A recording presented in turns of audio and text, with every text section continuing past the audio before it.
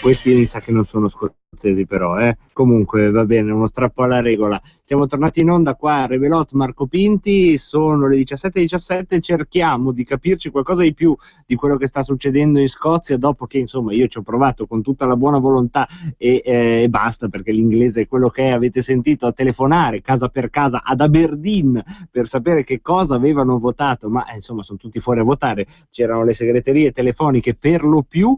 Cerchiamo di capirci qualcosa più seriamente collegandoci con l'inviato del Times di Londra qui in Italia, Philip Whelan, che dovrebbe appunto essere già in onda con noi. Philip, ci sei? Sì, buonasera. Buonasera Philip.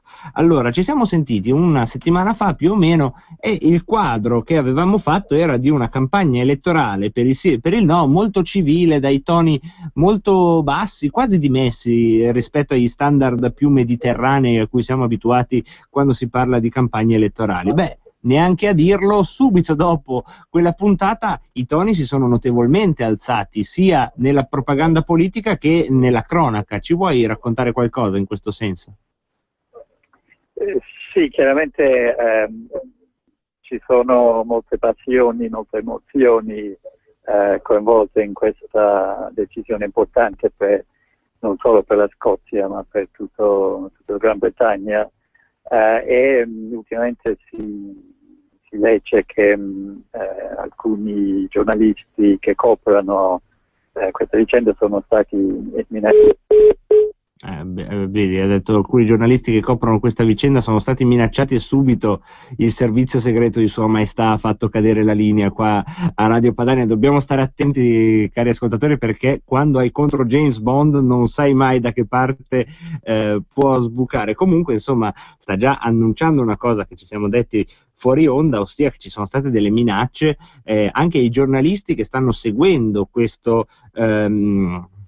questa battaglia referendaria, sia ai giornalisti che magari seguivano per testate più inclini al sì, sia per giornalisti che invece seguivano per testate più inclini al no. Dovremmo essere riusciti in barba a James Bond a riavere la linea, quindi proviamo a di nuovo collegarci con lui. Philip, ci sei? Philip? Sì, eccomi. Eccoti, sì, stavi dicendo minacce ai giornalisti. Esatto, sì, questa è una notizia proprio di questi ultimi tempi che dei giornalisti sono rivolti alla polizia per denunciare di aver ricevuto delle minacce, sembra provenienti da ambedue gli schieramenti, dunque sicuramente c'è persone molto investite in questa scelta importante e anche devo dire che avevo già sentito che l'atmosfera era un po' incancrenita negli ultimi tempi, penso soprattutto quelli del no si lamentavano di aver subito delle intimidazioni e di non generalmente osare dire pubblicamente le loro intenzioni di voto. Ecco, questo è un qualcosa che potrebbe darci delle sorprese rispetto ai sondaggi. I sondaggi sono tutti a favore del sì, dicono che il sì dovrebbe vincere. Però insomma i sondaggi si fanno un po' più seriamente, ma come ho fatto io prima, si telefona ad Aberdeen e si chiede che cosa vota. È possibile che questo fatto del no, che è più segreto rispetto questo fatto del sì, che è un po' più segreto rispetto al no, in realtà riescano a ribaltare appunto il risultato dei sondaggi? Direi di sì, penso che è una possibilità concreta. Certamente anche nel corso del dibattito su questa vicenda quelli del sì erano i più impegnati e più motivati, però visto che si vede che sarà sul filo di lana il risultato, quelli del no che potevano essere forse un po' più indifferenti, più propensi a rimanere a casa, magari usciranno e prenderanno la briga di votare, però effettivamente è molto difficile prevedere il risultato. Ecco, Enrico Letta, ex primo ministro italiano, ha messo in correlazione il voto del referendum scozzese con il referendum che si terrà in Gran Bretagna nel 2017 per l'uscita dall'Unione Europea, dicendo che se la Scozia esce dal Regno Unito poi è quasi matematico che anche quel referendum avrà un esito anti-europeo. Questa correlazione è possibile, è vera, è plausibile? Io direi di sì, sembra che gli scozzesi sono più entusiasti dell'idea dell'Unione Europea e invece nel sud in Inghilterra c'è questa marea montante di sostegno al partito UKIP che vuole uscire dall'Unione e dunque potrebbe essere paradossale se la parte della Gran Bretagna che vuole rimanere dentro esce dalla Gran Bretagna, spinge la Gran Bretagna più probabilmente a uscire dall'Europa e si troverà anche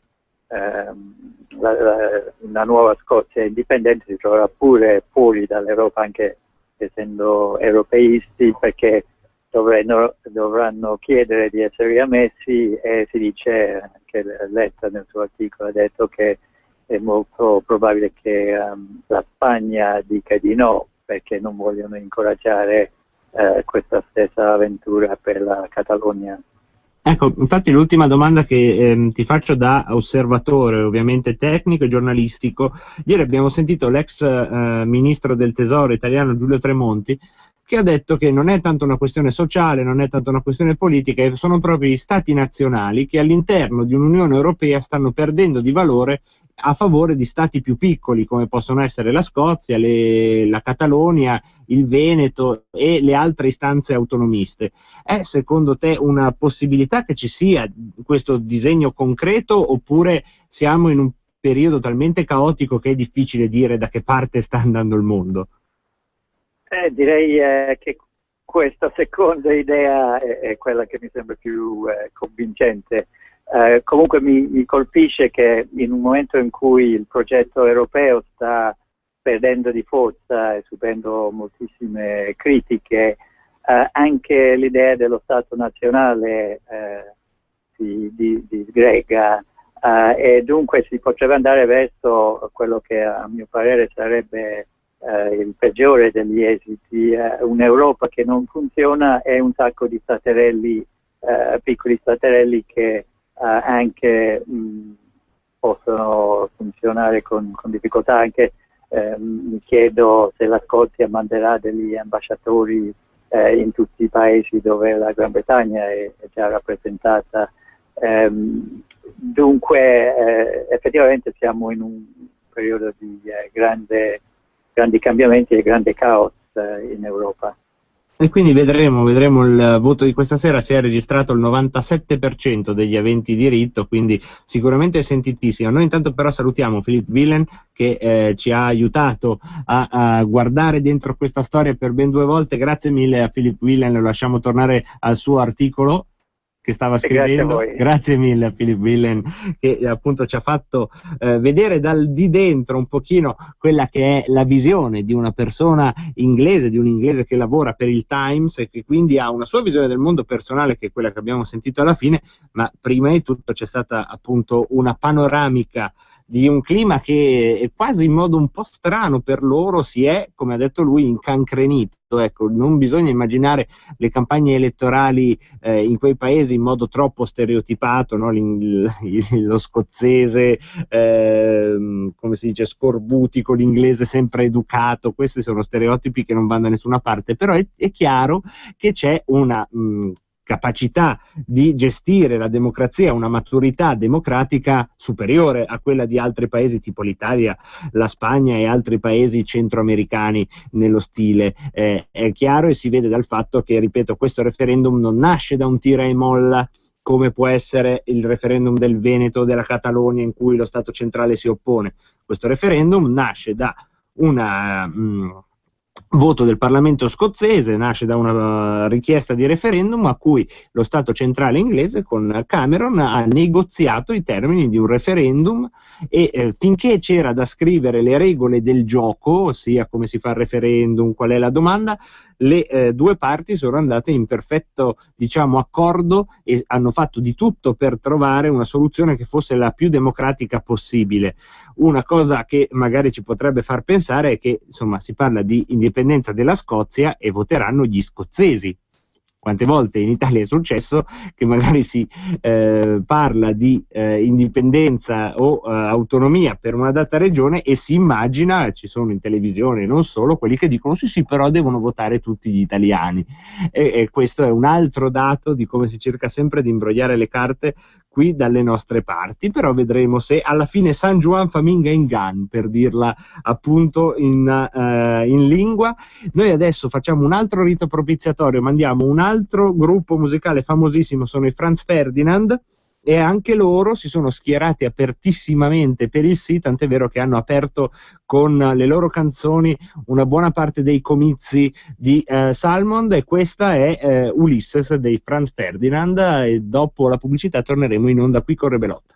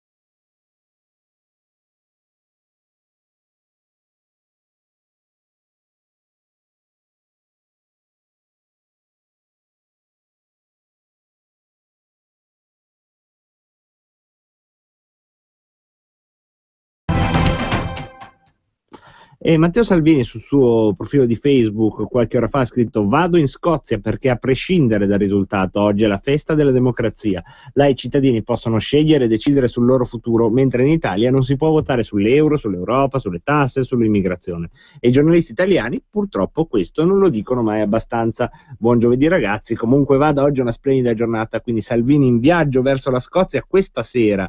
Se volete avere dei risultati in tempo reale, una delle buone trasmissioni da seguire potrebbe essere Matrix su Canale 5, e dico appunto questo da questa emittente anche perché tra gli ospiti potrebbe con molta probabilità esserci in collegamento da Edimburgo proprio Matteo Salvini, quindi c'è la possibilità di sentire qualcuno che parla di indipendentismo, a prescindere da come la si pensi, con diciamo cognizione di causa e non così come moda passeggera, perché mi sembra che di indipendentisti così appena sfornati la stampa italiana ce ne stia regalando anche troppi, soprattutto perché sono sempre quegli indipendentisti dell'indipendentismo degli altri, che sinceramente a me fa sempre piacere, perché almeno vuol dire che un germe così del dubbio che uno Stato unitario ormai è un qualcosa di superato e che anzi un'indipendenza, o come scriveva Paolo Nutini, decidere il proprio destino e fare una pagina nuova è un qualcosa di bello, però insomma è sempre un po' triste notare come è sempre bella l'indipendenza quando è l'indipendenza degli altri. È chiaro che Enrico Letta, che ripeto io uso per orientarmi ogni volta che non so cosa pensare, guardo cosa ne pensa lui e io penso il contrario, però ha avuto il merito di denunciare che quello della Scozia è un voto che avrà un effetto domino su molti equilibri europei. Un'altra delle notizie che pochi danno è appunto che nel 2017, che è sostanzialmente dopodomani in termini storici, la Gran Bretagna voterà un referendum per uscire dall'Unione Europea. E come ci ha raccontato il giornalista del Times, se le cose vanno avanti così, è anche molto probabile che l'esito del referendum del 2017 sia un esito che non favorirà certamente l'Unione Europea così come la conosciamo. Insomma, ci vogliono far credere che il mondo è fermo, in realtà il mondo si sta agitando molto, molto, e c'è come un fiume sotterraneo che ogni tanto torna a galla, e questo è il caso della Scozia. Tutti oggi parlano di Scozia, ma chi ha l'avventura ogni tanto di esplorare quello che diciamo in queste frequenze sa bene che l'indipendentismo è un qualcosa che non è mai andato in vacanza, anzi continua a tessere la sua storia con pazienza, e ogni tanto ci porta anche qualche grande soddisfazione come quella di questa sera, dove vada come vada comunque c'è un popolo, quello scozzese, che finalmente può votare yes o no se o meno essere indipendenti dal Regno Unito. E già il fatto di aver regalato qualche brutta giornata alla regina Elisabetta e a tutto quel palandrame del Regno Unito, e non solo, mi sembra che è già una piccola consolazione rispetto a quello a cui siamo abituati commentare insieme generalmente quando invece ci occupiamo di attualità politica. Nel frattempo però noi continuiamo con il nostro rito propiziatorio, e adesso sentiamo un'altra canzone che è dei Wet Wet Wet, e la riconoscerete subito perché è una canzone molto famosa.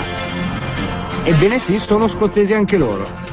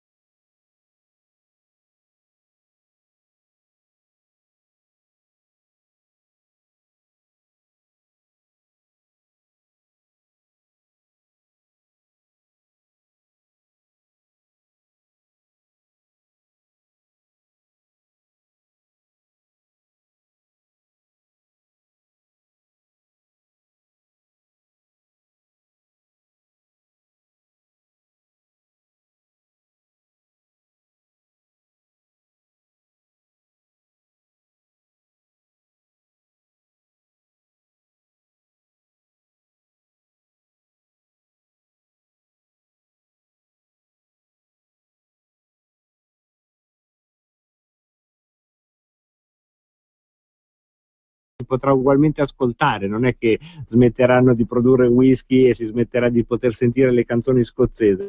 Comunque abbiamo un messaggio di Mauro Di Seregno che dice: pensa al referendum veneto e Renzi al posto di Cameron, che alla vigilia del voto dice: vi lascio le tasse, vi tolgo i prefetti, la polizia e la magistratura la gestirete voi, l'immigrazione, questione locale, concorsi pubblici, viva Dio, decida il Consiglio Veneto. Mi piacerebbe proprio godermi questo spettacolo. Forza Veneto, dice Mauro da Seregno, e io questo SMS lo giro immediatamente al nostro secondo ospite, che è l'avvocato Lorenzo Fogliata, un esponente di spicco della cultura indipendentista veneta. Buon pomeriggio Lorenzo.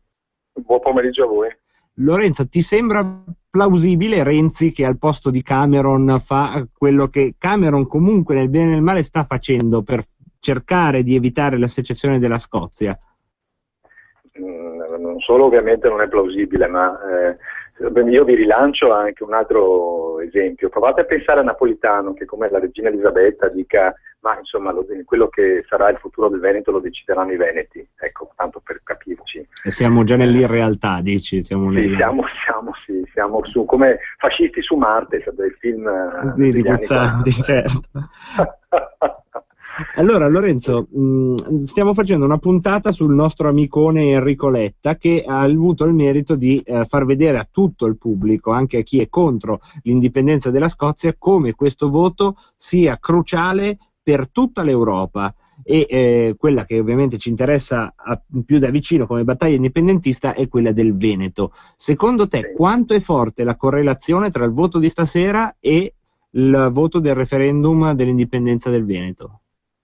Allora, non voglio eludere la domanda, lasciatemi fare una piccola premessa. Io forse anche per cultura, per formazione, carattere, sono un po' pessimista, nel senso che ho ascoltato gli argomenti di tipo, anche se sempre all'inglese, quindi con molta aplomb, ma comunque di tipo terroristico, fatti dal Partito Unionista e soprattutto dal governo britannico, sulla caduta sul crollo della sterlina, sul fatto che la Scozia non potrà accedere alla sterlina, forse nemmeno all'euro, che le banche scapperanno, i capitali scapperanno. Addirittura è stata bellissima: vabbè, avete il petrolio ma non dura all'infinito. Questa è stata proprio divertentissima, che il petrolio io ho pensato che anche la terra prima o poi finirà, il sole imploderà, insomma, e questo è. Quindi è successo di tutto, e per l'esperienza che abbiamo in generale sulla politica, sulla società, temo che questa sarà una leva che convincerà al no i famosi indecisi, quindi quella forchetta di differenza tra il sì e il no. Ho paura che per dabbenaggine, per ignavia si sposterà verso il no. Ecco, questa è una mia personale convinzione. Ciò premesso, vengo alla domanda. La correlazione è potentissima, è fortissima, perché in realtà si tratta di aprire una breccia al famoso progetto dell'Europa dei popoli, cioè la fine degli stati nazionali, che comunque si avvicina a grandi passi, anche se perde il referendum la Scozia. La Gran Bretagna, anche se uno stato di fatto di grande devoluzione, è pur sempre uno stato nazionale di tipo ottocentesco, come lo sono la Francia, la Spagna, l'Italia, la Grecia. Ecco, questi stati sono destinati all'implosione, a disgregarsi un po' alla volta, perché hanno finito se mai c'è stata, la missione storica, che era legata, come abbiamo detto altre volte, soprattutto alla difesa militare e quindi alla tassazione. Questo ruolo è finito per sempre. C'è un'onda lunga del giacobinismo che è durata 200 anni, che durerà ancora per un po', non si sa quanto, come il muro di Berlino potrebbe crollare domattina o potrebbe durarci sulle spalle ancora 70 anni, e un uomo come me non vedrebbe la fine. Però insomma siamo verso la fine. La Scozia, se ci riuscisse, aprirebbe una breccia che darebbe fiato alla Catalogna, alle Fiandre, al Veneto, e farebbe riflettere anche molte persone che finora non si sono poste il problema. Ecco, in questo senso si è un po' visto anche nel giochino che stiamo facendo in questa puntata, in cui stiamo mandando solo canzoni scozzesi e di artisti che hanno detto sì all'indipendenza. Beh, la gran parte degli artisti scozzesi, che sono poi artisti famosi, perché poi quando mando le canzoni sono sicuro che tutti le avete riconosciute, anche l'ultima che ho mandato, vuol dire che c'è una trasversalità poi che si crea sul sentimento indipendentista, appena si apre una possibilità che questo diventi concreto. Tu pensi che questo possa succedere anche in Veneto, che il sentimento indipendentista, se fa un saltino in più, incomincia a trovare degli amici che non sospettava di avere? Ma sì, questo capita in tutti i fenomeni storici. A un certo punto, magicamente, determinate idee, se sono buone idee ovviamente, che inizialmente appartenevano a una piccola elite, prima magari una elite derisa, poi un'elite rispettata, ma pur sempre una piccola elite, all'improvviso diventano fattori di aggregazione. Insomma, pensate, per carità, anche se è un paragone irriverente per noi, intendo, non per loro, al Risorgimento italiano. No, erano 4 gatti quelli che per decenni sono andati avanti a vagheggiare quest'Italia. E poi c'è stata una serie di circostanze, coincidenze, aggregazioni, interessi, che ha fatto sì che questo all'epoca potesse avvenire. Ecco, noi speriamo che sia così. Tenete presente anche un'altra considerazione: noi siamo con gli occhi puntati alla Scozia, che ci sembra il non plus ultra del popolo indipendente. Qui ci sono personaggi della politica di sinistra qua a Veneta che dicono: ciao, vabbè, ma la Scozia è una cosa e il Veneto è un'altra, come se il Veneto fosse un posto da pecorai, e invece la Scozia avesse una grande tradizione di popolo. Beh, io direi che semmai sarebbe esattamente il contrario, perché quando, con tutto rispetto per gli amici scozzesi, quando noi possedevamo l'Ellesponto, Cipro, la Morea, cioè il Peloponneso, Creta, e andavamo fino a Costantinopoli, gli scozzesi, poverini, insomma, pascolavano capre, tanto per capirci. E quando Tiziano esplodeva nella propria arte, la Scozia aveva ancora un'aristocrazia abbastanza rude, di campagna, che riusciva sia a piazzare qualche monarca, ma per ragioni dinastiche. La Scozia poi, lo Union Act è del 1707, la Repubblica Veneta cade nel 1797, dura un secolo in più. Cioè abbiamo tanti di quegli argomenti, volendo, siamo 5 milioni di abitanti come loro, siamo più ricchi di loro, perché la Scozia ha il petrolio e il mare del nord, ma poi è il whisky e poi finisce lì. Ed è uno degli argomenti, fra l'altro, degli unionisti: guardate che non siete poi sta gran ricchezza, dove andate a parare? A noi questo non potrebbero mai dirlo, perché noi abbiamo una ricchezza, un prodotto interno lordo, lasciamo sul terreno 21 miliardi di euro di residuo fiscale all'anno, e quindi insomma basterebbe ragionarci un po' sopra e si capirebbe che la dimensione dei problemi è completamente diversa da quello che viene fatto apparire. Ecco, una cosa che non viene fatta apparire è come comunque dopo la ribalta mediatica la battaglia indipendentista in Veneto sta proseguendo, un po' in ordine sparso, devo dire, anche da parte di alcuni gruppi che sono esterni alla Lega Nord, però stanno proseguendo delle loro battaglie. La Lega Nord ha convocato, aperta a tutti, una grande manifestazione domenica a Cittadella, che è un po', diciamo, la capitale dell'indipendentismo per il numero di manifestazioni che vengono fatte. Ebbene, noi qua a Rebelot cerchiamo appunto di parlare non solo con gli esponenti della Lega, ma anche con quegli esponenti dell'indipendentismo senza tessera, e tu sei secondo me uno dei più autorevoli. Secondo quanto è importante riuscire a rimanere uniti tra indipendentisti per portare a casa il risultato? Questa, ripeto, è una domanda retorica, ma soprattutto quanto è importante concretamente trovare dei modi. Ti do l'ultimo spunto: Ettore Beggiato, che abbiamo sentito una settimana fa, diceva un modo concreto per essere, diciamo, tutti uniti è trasformare le elezioni regionali dell'anno prossimo in una sorta di referendum. Sì, ecco, quella di Ettore è una bellissima idea.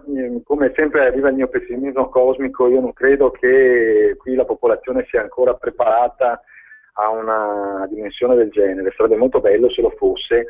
Moltissimi devono ancora capire proprio di cosa stiamo parlando, la vedono ancora come una specie di utopia, sono legati alla propria idea, non dico di partito, ma insomma di appartenenza di area, leggono il giornale con ansia aspettando di capire che fischio ha detto Renzi o Berlusconi, tutte cose che per chi nella mia dimensione ormai sono lontani mille miglia. Cioè io guardo come si trattasse un governo straniero, che purtroppo però ha un'influenza nelle mie tasche. Ecco, questo mi interessa. Per il resto, quello che dicono, pensano, la mentalità che hanno, interessa nulla.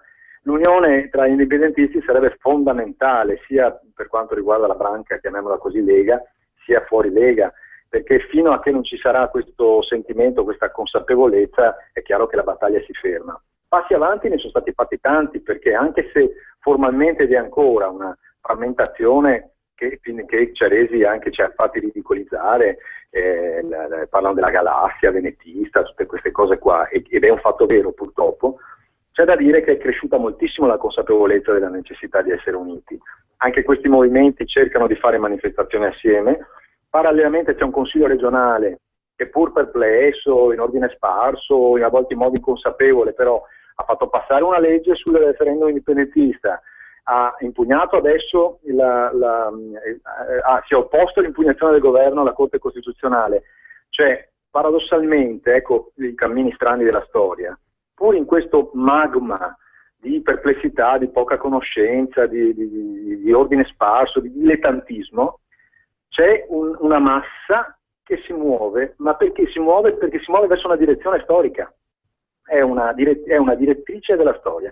Quello del ritorno degli antichi popoli e della fine della funzione storica dello Stato nazionale è una direttrice chiara ormai, è solo questione di tempo, non c'è il problema del se, ma del quando.